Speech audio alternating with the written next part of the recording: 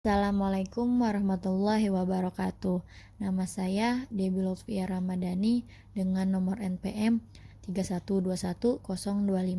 Di sini saya akan menjelaskan teori belajar behavioristik. Tokoh-tokoh teori behavioristik. Pertama, John R. Watson, Ivan Petrovich Pavlov, Edward L. Tourniquet Skinner. Paham behavioristik. Belajar merupakan perubahan tingkah laku akibat adanya interaksi antara stimulus input dengan respons output. Dalam artian belajar dalam pemahaman behavioristik itu yaitu dengan pemahaman bahwasannya antara respon seseorang pelajar dengan yang mengajar. John R. Watson. Objek utama yang diamati adalah perilaku, tidak mengakui adanya mental, kesadaran, dan presupposisi yang dimiliki manusia.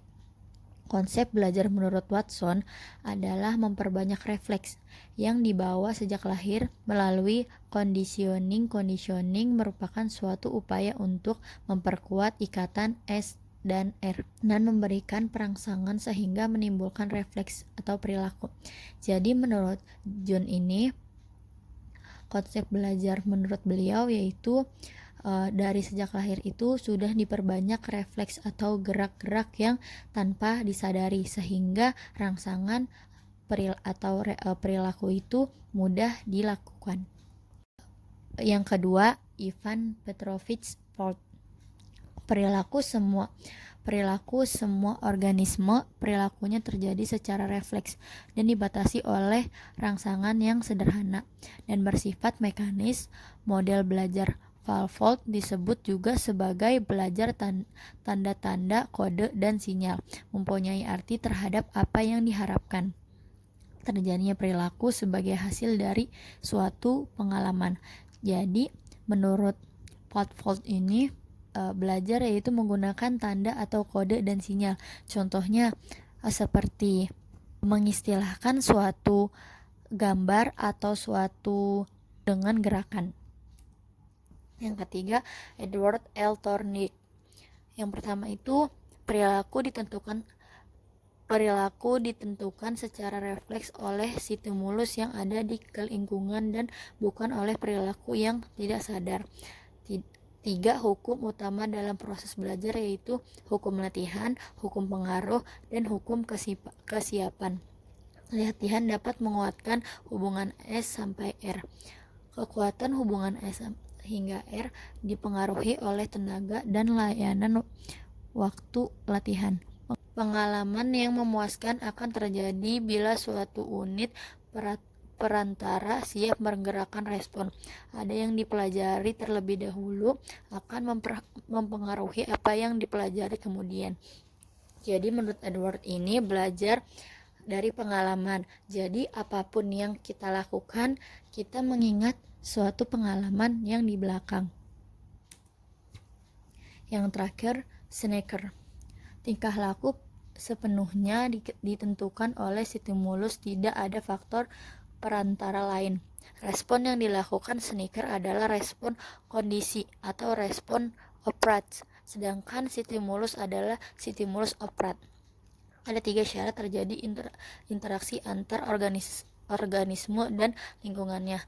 Ketika respon terjadi, respon itu sendiri konsekuensi penguatan respon.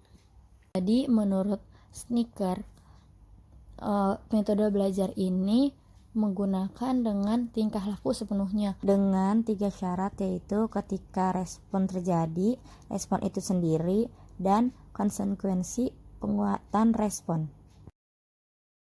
Aplikasi teori behavioristik dalam pembelajaran.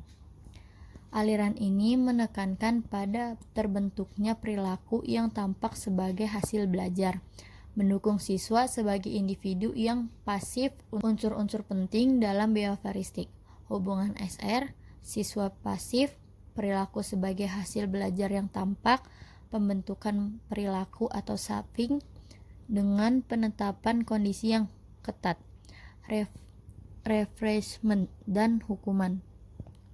Aplikasi teori tergantung tujuan pembelajaran, sifat materi pembelajaran, karakteristik siswa, media, dan fasilitas pembelajaran. Sesuatu yang ada di dunia nyata menurut teori ini. Struktur rapi, teratur, maka orang belajar harus dihadapi aturan yang jelas. Tujuan pembelajaran ditekankan pada penambahan pengetahuan. Evaluasi, penekanan respon pasif, biasanya menggunakan prepare and facilitate. Faktor penting dalam belajar behavioristik. Masukan atau input yang berupa stimulus, keluar atau output yang merupakan respon. Faktor penguatan baik positif reinforcement maupun negatif reinforcement. Teori belajar behavioristik. Menurut paham behavioristik, belajar adalah merubah tingkah laku akibat adanya interaksi antar stimulus dan respon. Yang terpenting dalam belajar adalah input yang berupa stimulus dan output yang berupa respon. Faktor yang juga berperan dalam belajar adalah environment. Reinforcement adalah apa saja yang dapat memperkuat timbulnya respon. Bila penguat ditambah positif reinforcement, penguat dikurang negatif reinforcement. Thank you. Sekian dari saya, kurangnya mohon maaf. Wassalamualaikum warahmatullahi wabarakatuh.